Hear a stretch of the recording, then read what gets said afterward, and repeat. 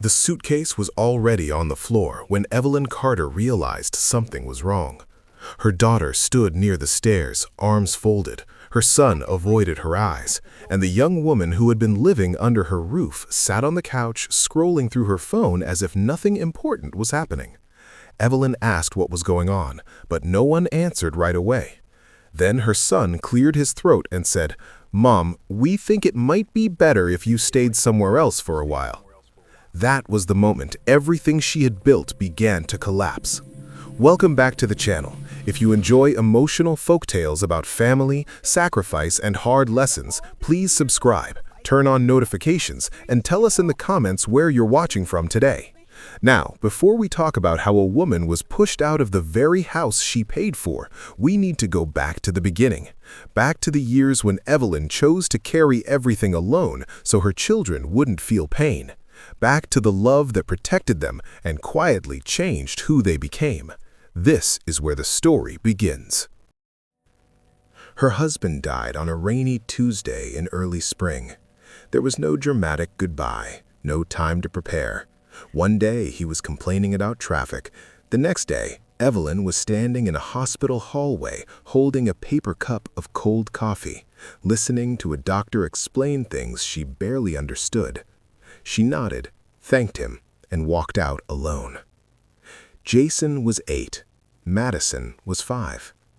They stood in the living room that night, watching her with wide eyes as she moved through the house, opening drawers, closing them again, picking things up and putting them down without purpose.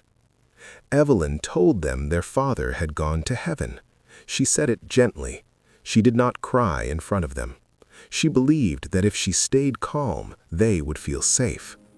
That belief shaped everything that followed. The weeks after the funeral blurred together. Friends brought food, neighbors offered sympathy. Then life moved on for everyone else. The business her husband had managed began to crumble. Contracts were withdrawn. Phone calls stopped being returned.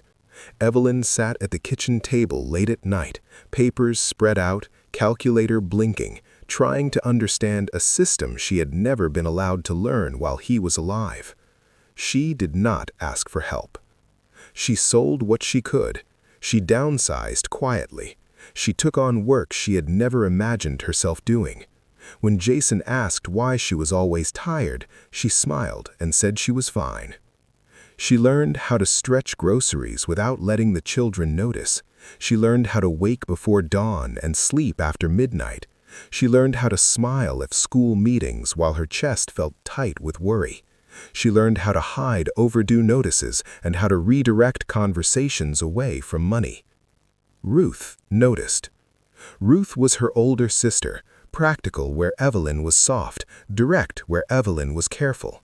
She visited often in those early years, sitting at the small kitchen table, watching Evelyn move from stove to sink to table without ever sitting down herself.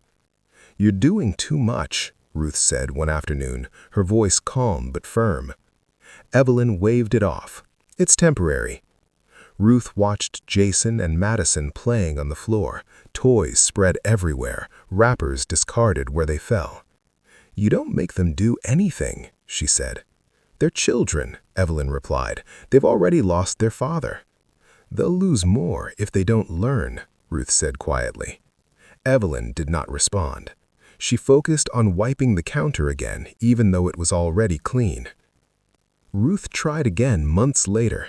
"You're carrying everything alone. Money, fear, grief, they see none of it." "That's the point. I don't want them to remember struggle.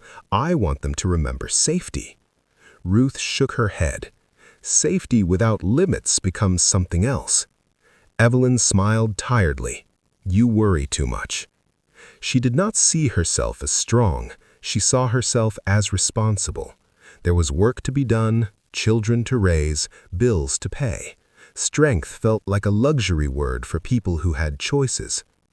Years passed. Slowly, the business Evelyn rebuilt began to stabilize. She learned logistics, contracts, negotiation. She made mistakes, corrected them, and kept going. By the time Jason entered high school, she was no longer just surviving. She was building. The house grew, the cars improved, the refrigerator was full again. But the habits remained. Evelyn still rose first and slept last. She still handled problems before they became visible. When Jason forgot his lunch, she brought it. When Madison missed a deadline, Evelyn smoothed it over. When teachers complained about attitude, Evelyn apologized on their behalf. She told herself she was buying them time. She never asked what that time was teaching them. When Jason failed his first college course, Evelyn paid for tutoring without telling him how much it cost. When Madison quit her first job after 2 weeks, Evelyn said nothing and covered her expenses. Each rescue felt small in the moment. Each one felt necessary. Ruth watched from a distance now. Visits less frequent, conversations shorter. When she did speak, her words were careful. "They don't know how to sit with discomfort," Ruth said once, as they stood in Evelyn's new kitchen years later, granite counters gleaming under soft light. "They don't need to," Evelyn replied. "I do." Ruth studied her sister's face. The lines around her eyes were deeper now. Her hands were rougher. "You think you're protecting them, but you're teaching them that someone else will always pay." Evelyn looked away. "They're good kids." Ruth didn't argue. She had learned that Evelyn's stubbornness came from fear, not pride. Jason grew into confidence without responsibility. He spoke easily about ideas, plans, futures. He was charming, articulate, sure of himself. Madison grew into comfort. She expected things to work out. She assumed support would appear. Evelyn watched them and felt relief that they were not burdened the way she had been. That relief mattered more to her than the quiet unease that sometimes crept in late at night.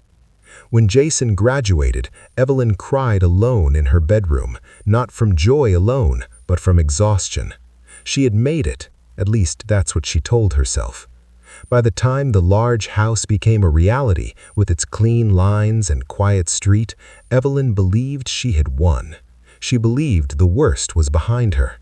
She did not notice how little her children knew about the cost of anything.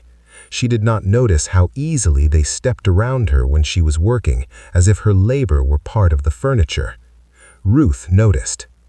"You're disappearing inside your own life," Ruth said during one visit, standing in the doorway as Evelyn folded laundry late at night. "I'm just tired," Evelyn replied. "Tired people rest. You erase yourself." Evelyn laughed softly. "You make it sound dramatic." "It is," Ruth said. Evelyn folded another shirt. "They'll understand one day." Ruth didn't answer. She had learned that some lessons could not be taught directly.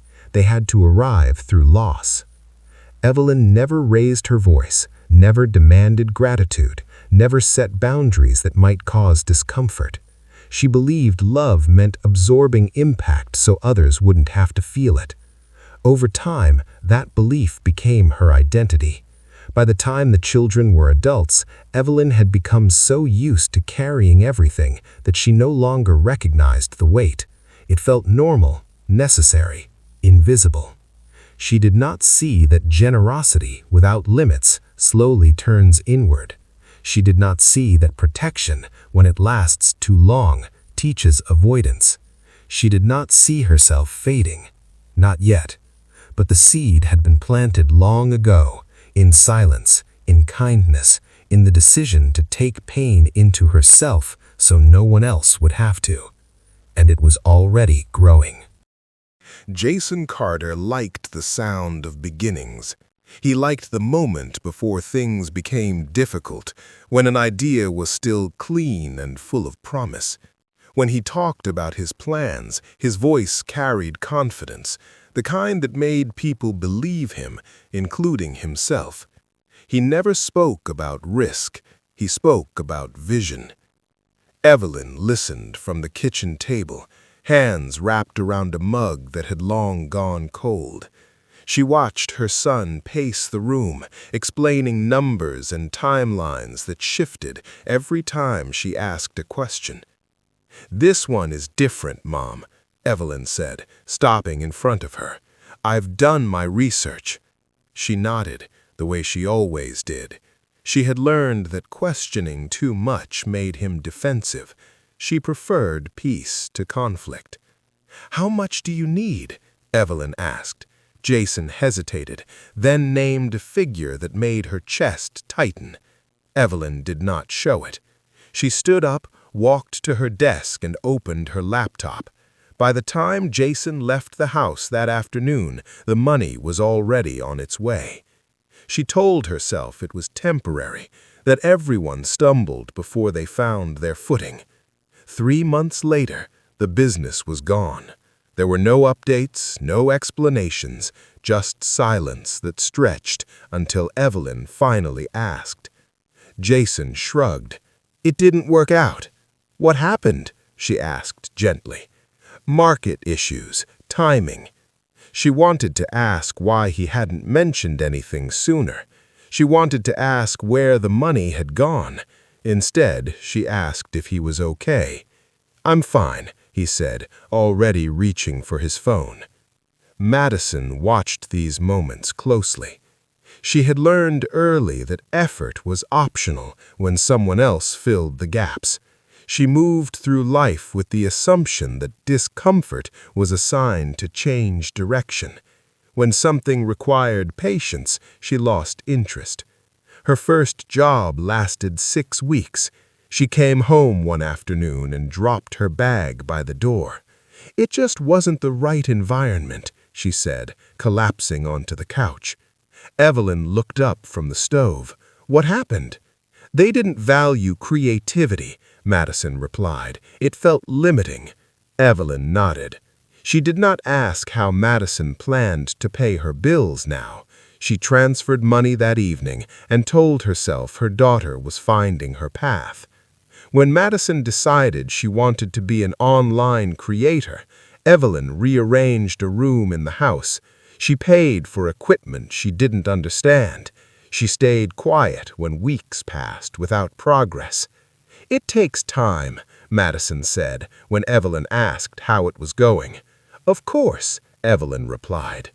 Ruth saw through it immediately.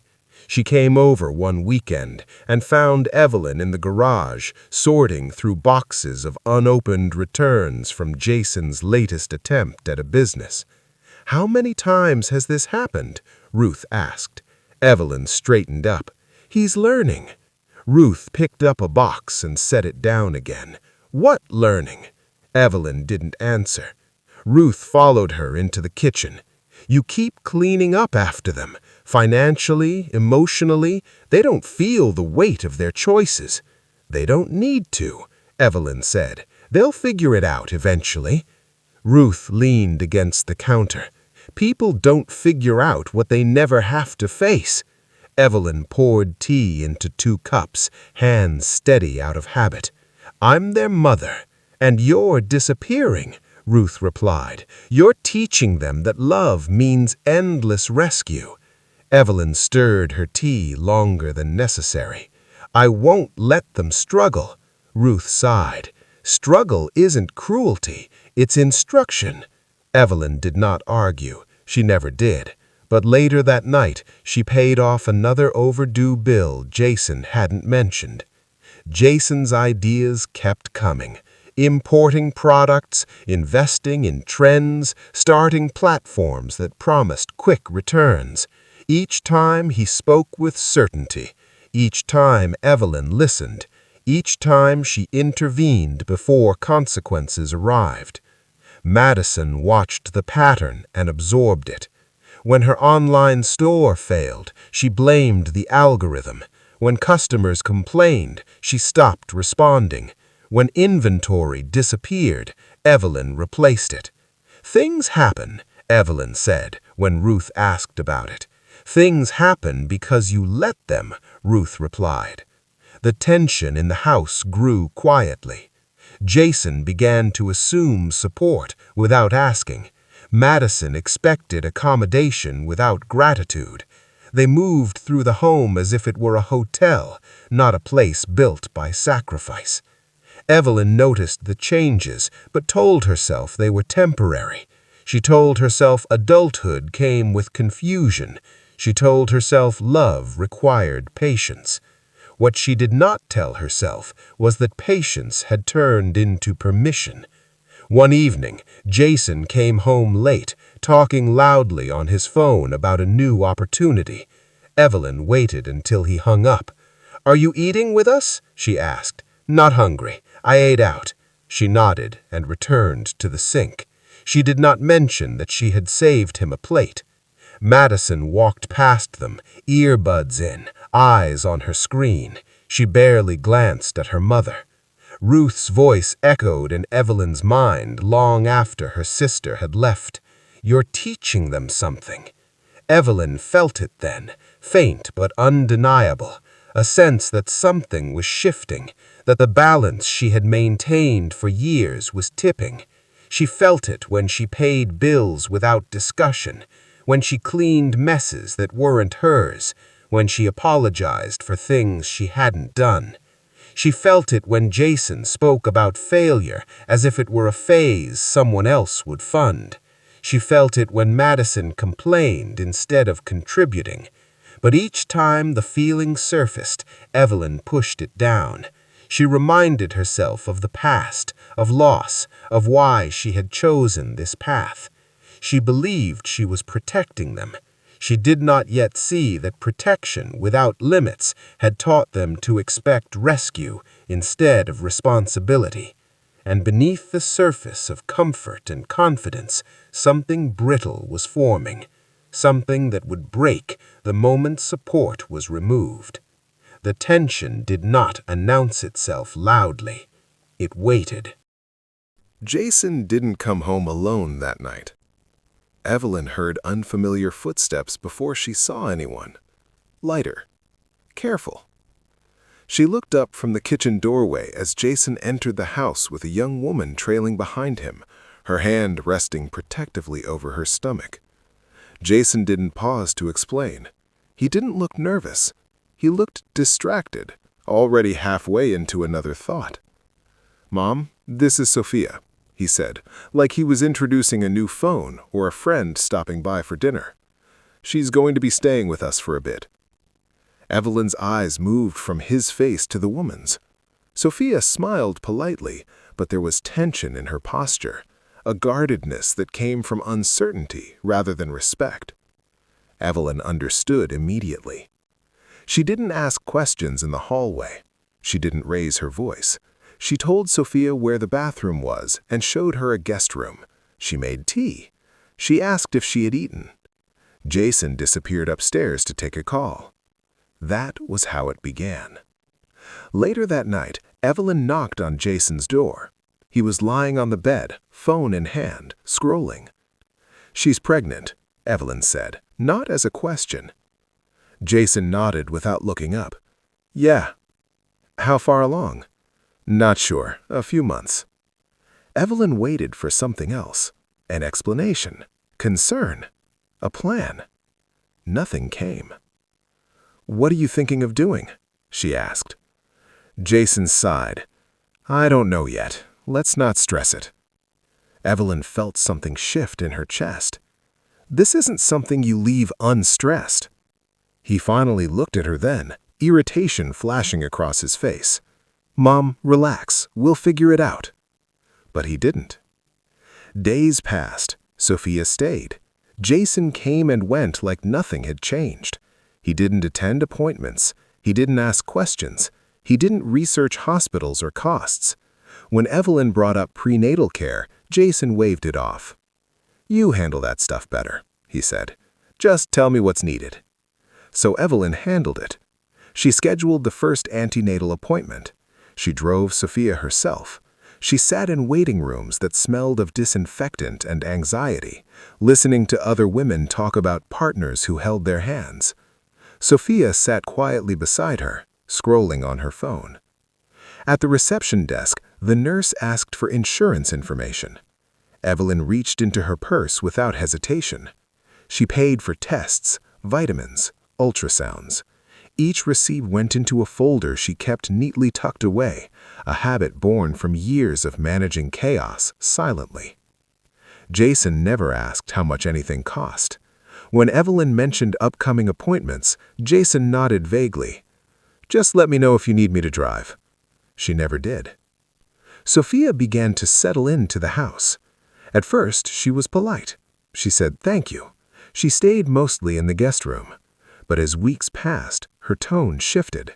She watched how Evelyn moved around the house, how she cooked, cleaned, and managed everything without complaint.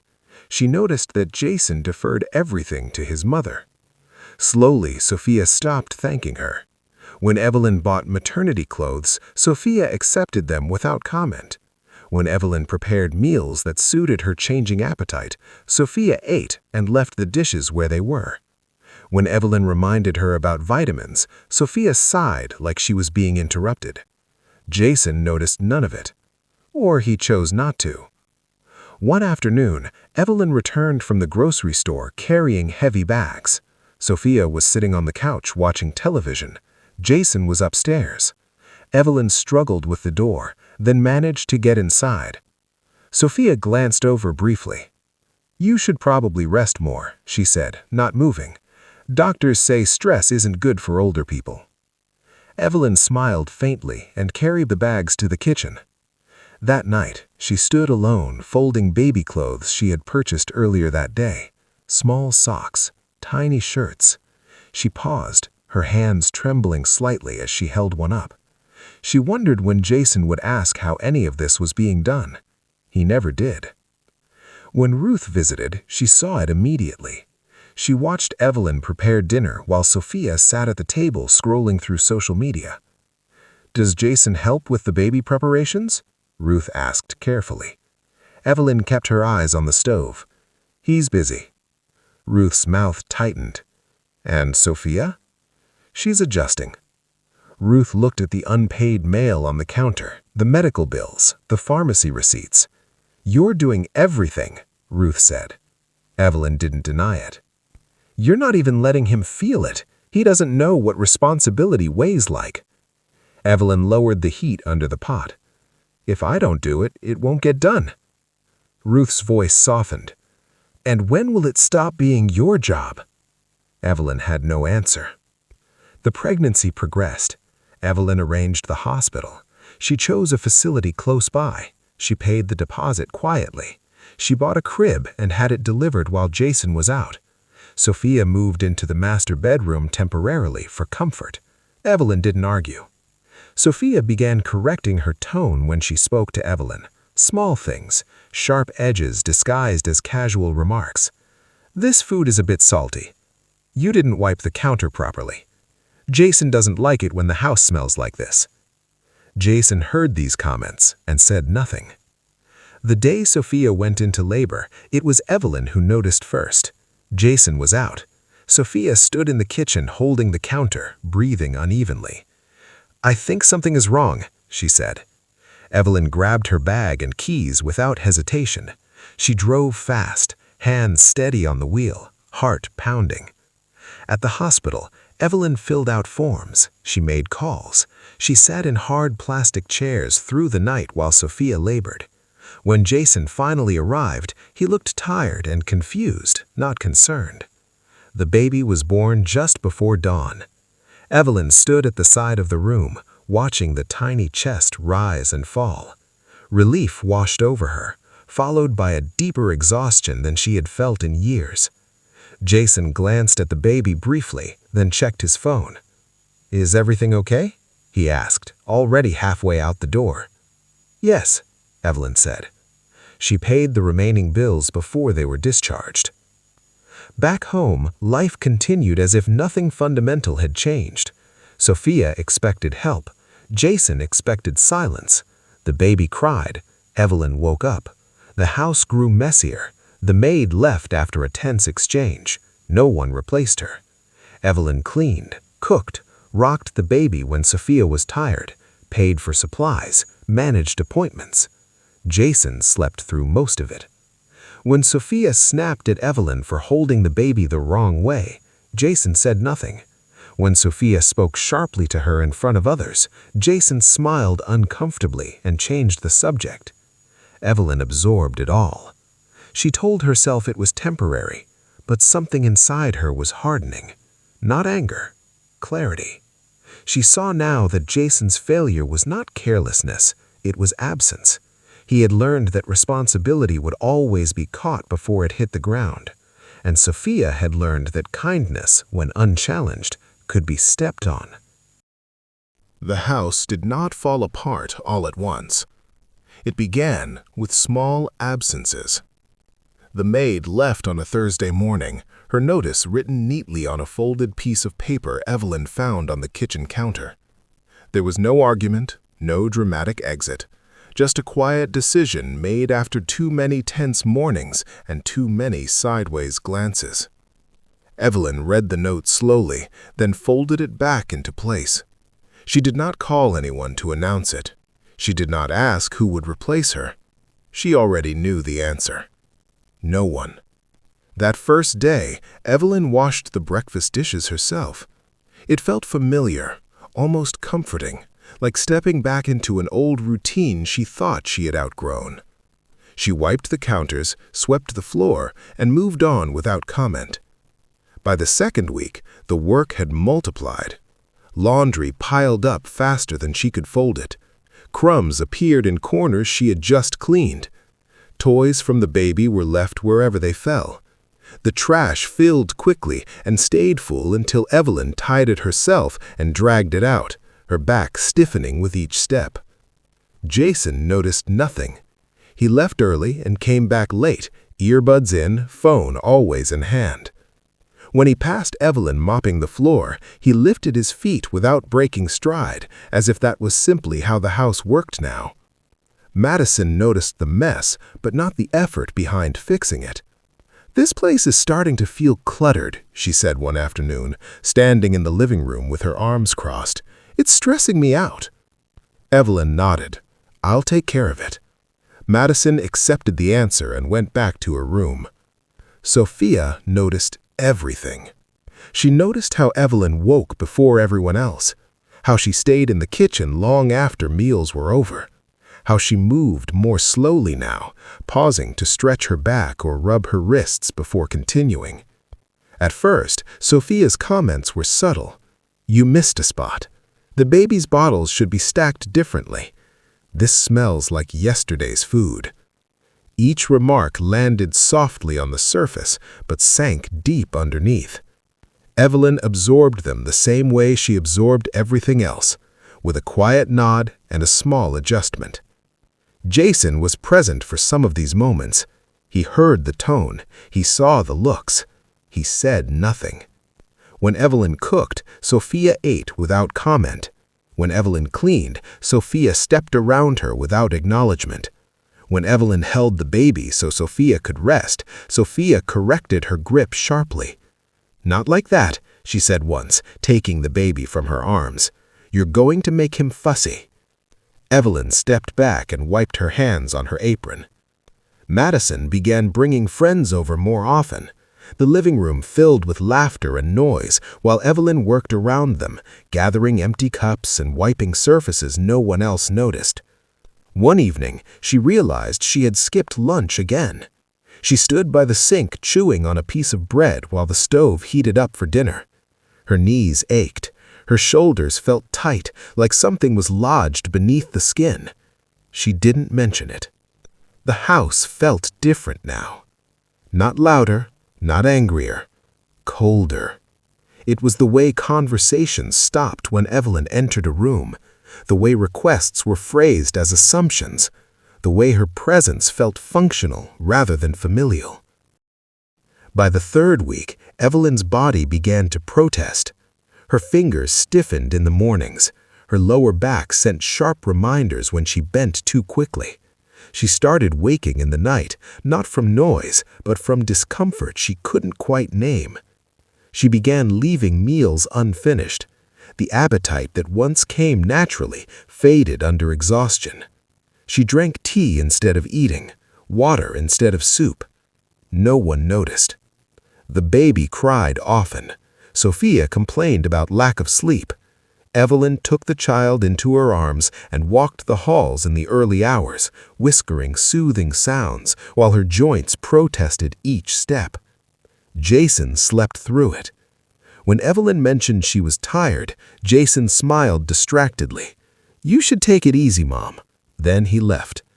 The house grew messier. Dust gathered on surfaces that once gleamed. Small repairs went undone. A loose cabinet hinge, a dripping faucet, a door that didn't close properly. Evelyn noticed them all and added them to a mental list she never seemed to reach the end of. One afternoon, Madison stood in front of the mirror in the hallway while Evelyn vacuumed around her feet. "Can you move a little? I need good lighting." Evelyn shifted silently. That night, she sat on the edge of her bed, massaging her knees, staring at the wall as if something might answer back. Her chest felt heavy, not just with sadness, but with accumulation. Too many small weights stacked too high.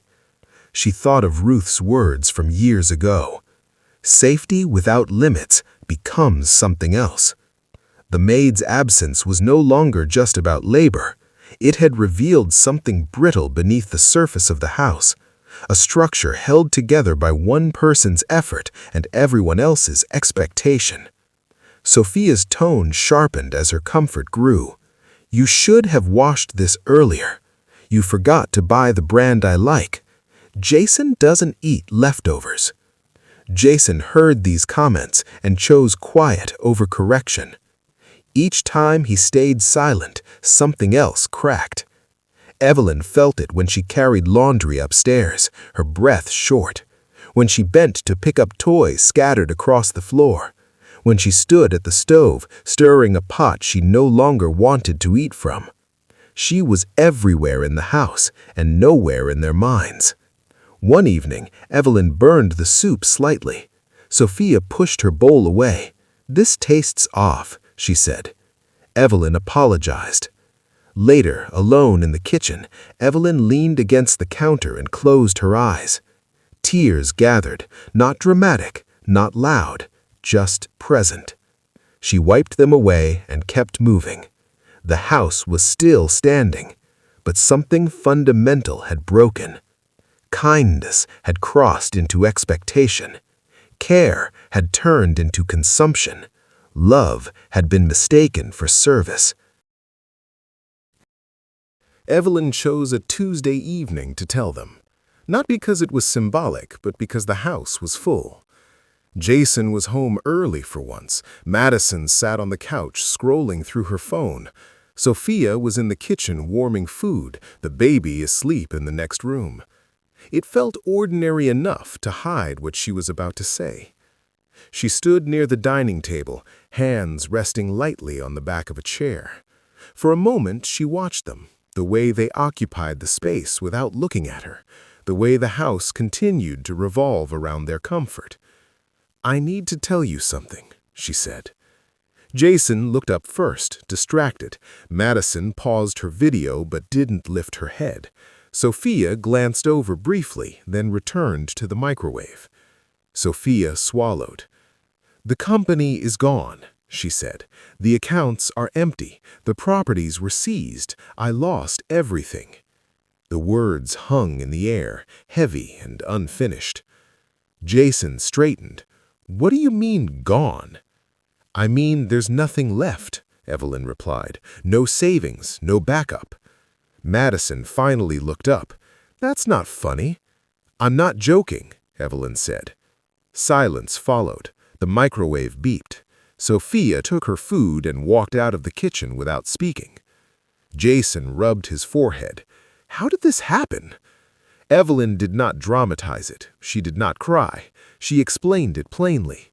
Contracts fell through. Investments collapsed. Legal pressure mounted. She said it the way one might explain bad weather. Madison stood up, her face tight. "So what are we supposed to do now?" Evelyn looked at her. "We adjust." Jason laughed nervously. "How adjust?" "There won't be staff anymore," Evelyn said. "No extra spending. We'll need to be careful."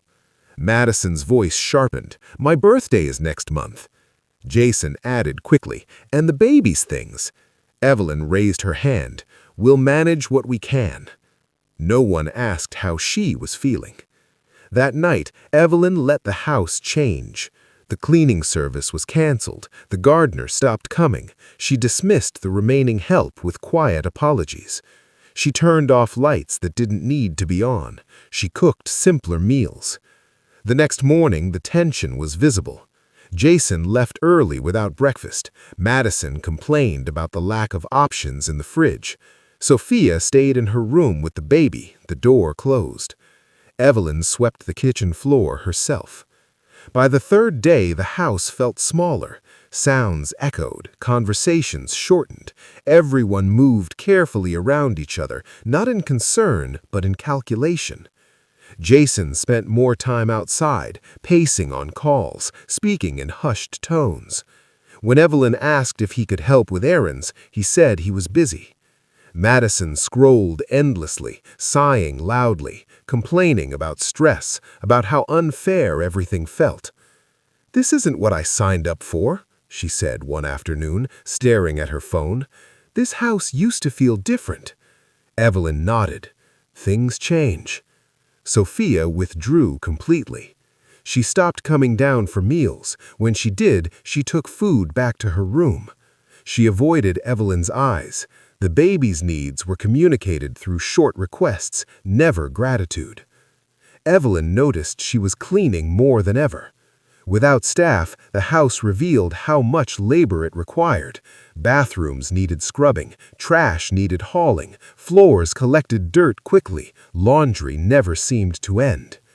Jason walked past her as she wiped the dining table, keys in hand. "Can you pick up some groceries?" Evelyn asked. He hesitated. "I don't really have cash right now." Evelyn nodded. "I'll manage." She did. She stretched meals thinner. She skipped lunch. She drank tea when hunger crept in and ignored the way her hands shook sometimes when she stood too quickly. By the end of the first week, Evelyn felt it in her body. Her chest felt tight. Her head throbbed. She coughed more than usual. She told herself it was exhaustion. Jason noticed none of it. Madison noticed only that the house felt dull. Sophia began leaving comments behind her. "You didn't wash these properly. The baby needs quiet. This place is depressing now." Evelyn responded with silence. One evening, she felt dizzy while standing at the stove. She gripped the counter until the room steadied. Sweat broke out along her hairline. She turned off the heat and sat down, breathing shallowly. No one came. That night, her fever rose. She lay in bed staring at the ceiling, joints aching, throat dry.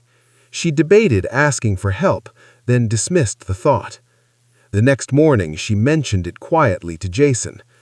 "I'm not feeling well," she said. "I think I need to see a doctor."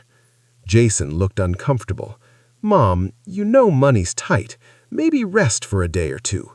Evelyn nodded. She waited until the house was empty, then put on her coat and walked slowly to the pharmacy nearby. She explained her symptoms. She asked if she could pay later. The pharmacist recognized her and hesitated, then agreed. Evelyn walked home with the medicine in her bag, every step heavier than the last. No one asked where she had been. The house grew colder in ways that had nothing to do with temperature. Jason avoided conversations about responsibility. Madison complained more openly now. "I didn't grow up to live like this," she said, not looking at Evelyn. "This isn't normal." Sophia began making plans aloud. "I might go stay with my sister for a while," she said to Jason one evening. "This environment isn't good for the baby." Jason nodded. "Do what you need to do." He did not look at Evelyn. That was when Evelyn understood. The test was working. Not because of how they reacted to loss, but because of how quickly they stopped seeing her. She cleaned the house alone. She cooked and ate quietly. She took her medication without comment. She listened to complaints she had no energy to answer. She watched her children retreat inward, guarding what little comfort they had left. No one asked what she needed. No one stepped forward. No one offered to carry anything. Evelyn did not announce her disappointment. She did not confront them. She observed. The silence spoke clearly enough. This was not about money anymore. It was about character. And the truth, once revealed, could not be unseen. The conversation happened without warning. Evelyn came downstairs that morning already tired. Her body felt heavier than usual, as if the night had added weight instead of rest. She moved slowly into the living room and stopped when she saw the suitcase. It stood upright near the door, zipped closed, a folded scarf resting neatly on top. For a moment, she thought it belonged to someone else. Then Madison stepped forward. "Mom," she said carefully, "we need to talk." Evelyn looked from the suitcase to her daughter's face, then to Jason, who stood near the window with his arms crossed, eyes fixed outside. Sophia sat on the couch holding the baby, her expression unreadable. "What's going on?" Evelyn asked. Jason cleared his throat. "We've been talking," he said, "about what's best for you." Evelyn felt a tightness in her chest. "Best for me, how?" Madison answered quickly, as if she had rehearsed it. "You've been under a lot of stress. You're not well. This house is too much right now." Evelyn looked at her. "This is my house." Jason shifted his weight. "That's not what we mean." Sophia adjusted the baby in her arms, still avoiding Evelyn's eyes. "We think you should stay somewhere else for a while, just until things settle." Evelyn stared at the suitcase again. "And you packed my things?" Madison hesitated. "We didn't want to overwhelm you." Evelyn felt something give way inside her, not loudly, but cleanly, like a rope finally snapping after being pulled too long. "You decided this without me." Jason finally turned around. "Mom, please don't make this harder than it needs to be." "Harder?" Evelyn asked quietly. Sophia spoke for the first time. "It's not healthy for you here," she said. "You're always tired. The baby needs a calm environment." Evelyn nodded slowly. "And I don't?" No one answered. Madison crossed her arms. "You're not being realistic." Evelyn walked toward the suitcase. She opened it. Inside were clothes she hadn't chosen, folded in a way that told her someone else had touched them without asking. Old sweaters, comfortable things, the kind of clothes people pack when they expect you not to return soon. She closed it gently. "You've already decided," she said. Jason looked relieved that she understood. "We just want peace," he said. Evelyn felt the words settle heavily in her chest. Peace. She thought of the nights she sat in hospital waiting rooms, the hours she spent holding Sophia's hand during appointments Jason never attended, the bills she paid quietly, the meals she cooked when no one thanked her, the floors she scrubbed when her joints ached, the baby she rocked so Sophia could sleep.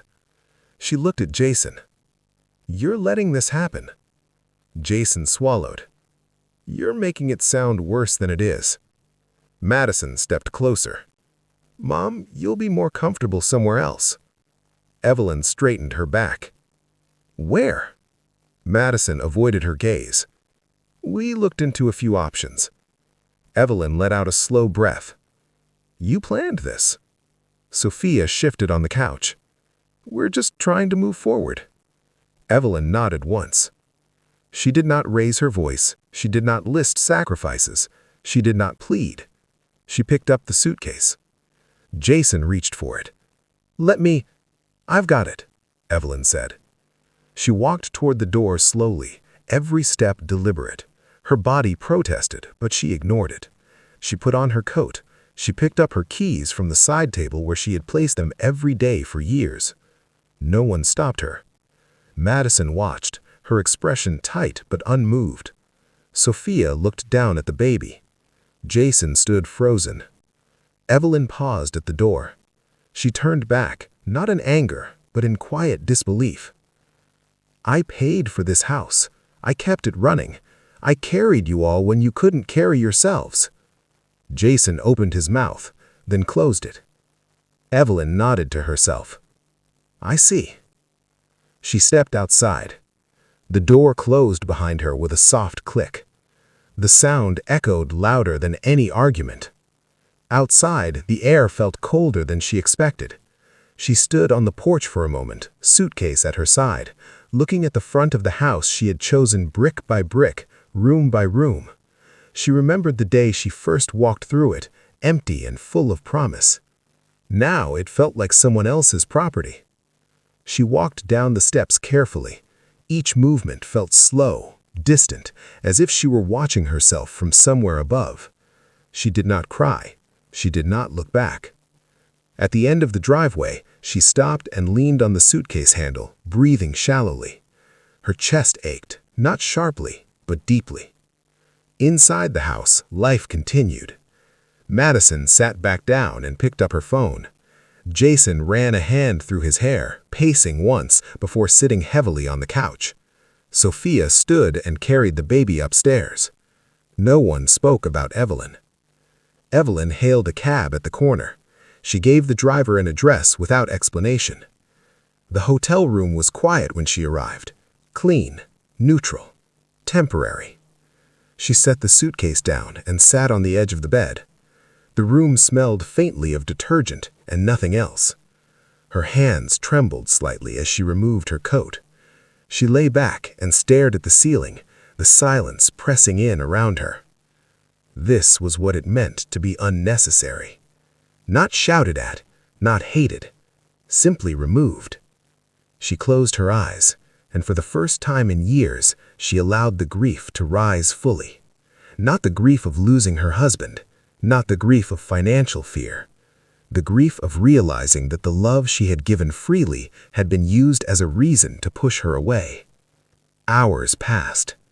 When she finally stood, she moved with new steadiness. The heartbreak was complete. And because it was complete, something else had space to form. Not rage, resolution. The test was over, and the result could not be undone.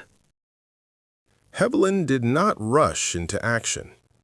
The days after she left the house passed quietly, measured by small, deliberate choices. She woke early in the hotel room, made the bed herself, and sat by the window with a cup of coffee she barely drank. Her body was still tired, but her mind felt clear in a way it hadn't for years. She called Ruth on the second morning. "I'm ready," Evelyn said. Ruth didn't ask for details. She simply replied, "I'll be there." They met at a small office downtown. The lawyer laid out documents across a polished table, speaking in a calm, neutral tone. Evelyn listened without interruption. She asked precise questions. She signed where she was told. The house, the remaining businesses, the accounts that had survived the collapse she had claimed. All of it was restructured. Evelyn created a foundation under her own name, one she had considered years ago but never acted on. Its purpose was simple: support for women rebuilding their lives after loss, legal aid, housing assistance, practical help, not promises. When she finished signing, her hand did not shake. Ruth watched quietly from across the table. "You sure?" the lawyer asked gently. Evelyn nodded. "I'm certain." She did not call her children. She did not announce what she had done. She returned to the hotel, ordered a proper meal, and slept deeply for the first time in months. Back at the house, the absence of Evelyn became impossible to ignore. At first, Jason treated it like a pause. He assumed she would call. He assumed she would return once emotions cooled. He did not clean. He did not organize. He waited. Madison waited too, complaining about the inconvenience of the quiet, about how strange the house felt without someone maintaining it. Sophia noticed the difference immediately. Bills arrived. Groceries dwindled. The baby needed supplies that no one had thought to buy. The house grew messier, not because of lack of effort, but because effort had always belonged to one person. Jason tried to step in, briefly. He cooked once and burned the food.